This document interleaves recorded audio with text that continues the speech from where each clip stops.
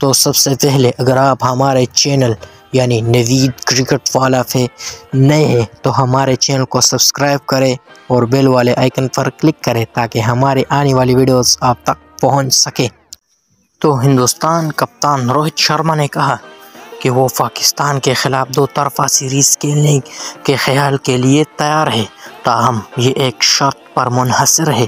آیا board of control per cricket of India BCCI اور Pakistan cricket board PCB دونوں ہی green light دیتے ہیں؟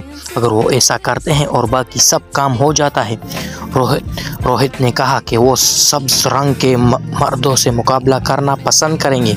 اگر میرے پاس اس سوال کا جواب دینے کا اختیار ہوتا تو میں اسے دے دیتا۔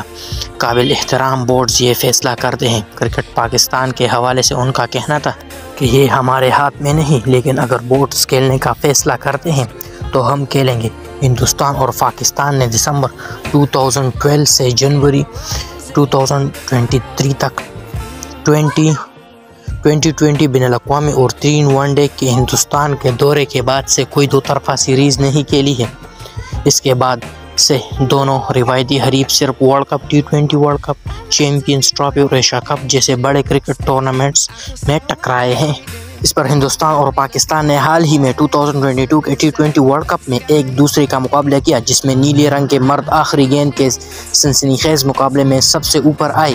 تاہم پاکستان نے حقیقت میں اسے بھارت سے آگے بڑھایا کیونکہ وہ فائنل میں پہنچ گیا تھا، جبکہ مؤخر عسکر کو سیمی فائنل میں حتمی چیمپئنز انگلینڈ کے ہاتھوں ناک آؤٹ کر دیا تھا۔